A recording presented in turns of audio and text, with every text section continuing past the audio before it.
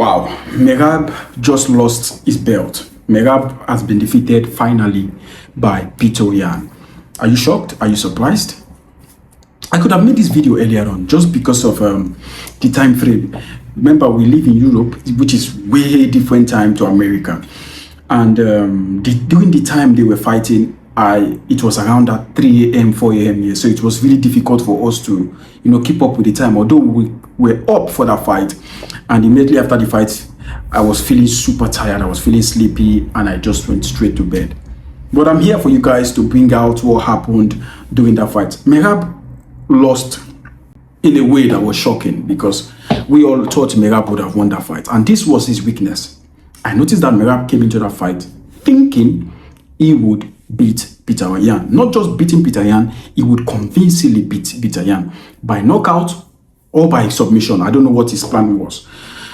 But we all know that Petr Yan was a champion for a reason. Petr Yan is one of the best fighters to be in that division.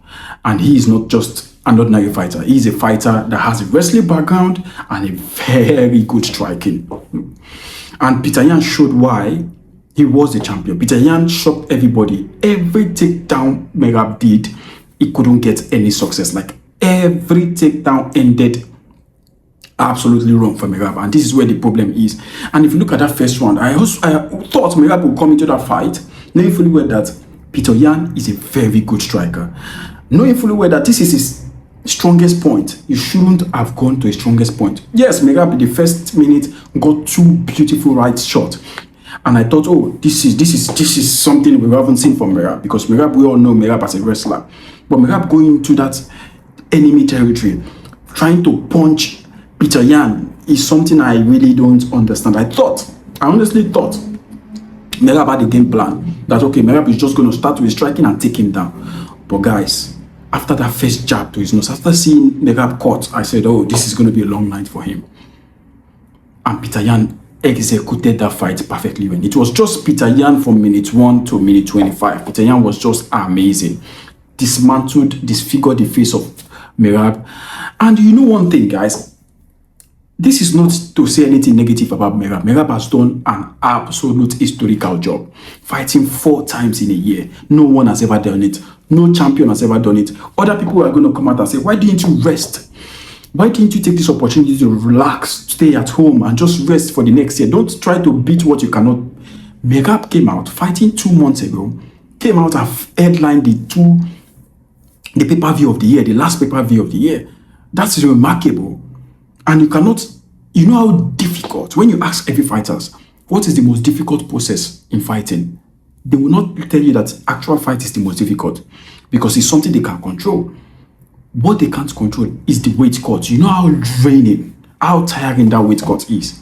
You know how difficult for it for a fighter to make weight, a weight which you know that maybe 10 kilos lower than your actual weight. It's so difficult. And this really played part in that fight. I think a well-rested and prepared Merab would have won this fight easily.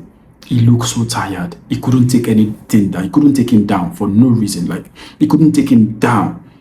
And you're talking about a Petr Yan who has been out for a long time, who fought once this year, who is well prepared, who has been looking forward, dreaming for a day like this to come. And he took his chance perfectly well. Congratulations to Petr Yan. He is your new bantamweight champion. I mean, there's literally nothing to say. He definitely is going to get the fight again against Merab. That trilogy has to happen. I think when Merab is going to be well and well rested, he has to get that fight.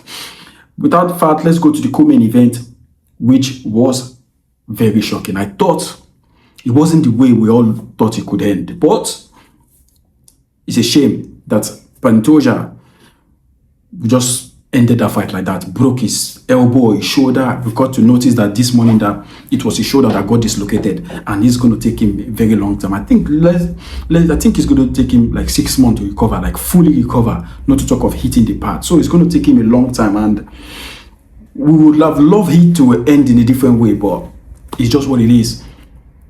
Van is your new champion in the flyweight, so we just have to just accept. And now we are talking about a rematch, which is not going to be happening anytime soon. I think a rematch is going to be happening maybe by this time next year, 2026, we're going to see if he remains the title champion. And we have already seen a big fight coming up for him, which is the Tsira guy, what's his name, the Japanese guy who dominated Brandon Moreno. We'll get to that, but I think it's a shame seeing Alex Pantoja lose the belt that way. But he's going to come back. He's a champion. He's going to come back and it's going to be okay. I think he was winning. I thought he was going to win that fight. For the first 15 seconds I saw, I thought he was going to finish that Joshua Van. I thought he was going to finish him. But, the universe has a different plan. Joshua Van, your new flyweight champion. Kudos and congratulations to him. I'm definitely sure we're going to see him very, very soon against the Japanese fighter. What about the third co-main event? Brandon Moreno. Honestly, this was the most controversial fight of the night. For me, I thought it was an early stoppage. This is no, it was being dominated by the Japanese guy. Yes, it was being taken down, dominated, ground and pound by the Japanese guy. But I actually thought it was an early stoppage. He was just coming up. Because of the fighter is trying to cover his face doesn't mean he was already down. He wasn't down. That's why when you see that the fight was over, he was asking the referee, what do you do? What happened? What can you tell me what just happened here? If it was other fighters, because Brandon Moreno is a very, very respectful and humble guy. If he was a very stubborn fighter, that fighter would have fought the referee right there. This is a lifetime opportunity. This is a title opportunity for him. And you just hand it that way. Although we could talk about many things, but yes, I think it was an early stoppage. But congratulations to the Tsira, or what's his name guy. That guy was, I never think I would see a Japanese guy be so dominant in the grand game. That was impressive. Congratulations to him. We could talk about Henry Cejudo. I mean, what a way to go out. What a way to end your career. Putting him against Payblot, or what's his name, Payton, what's his name. That guy is a machine. That young man is incredible. But kudos to Henry Cejudo for taking that fight. Kudos for him to just bow down in a spectacular way. I see him talking to Dana White, asking him for 50 grand. I mean, Dana White, give it to him. He deserves it. He's one of the best to ever do it. He's a legend. He has won 2 champions in 2-weight division. So he's one of the greats. And what a way to buy down. I think the Payton guy, he has a big future, and he is one of the people that's going to give problem to the champion. I think he has one fight away to fight for the title. And that guy gets into the title.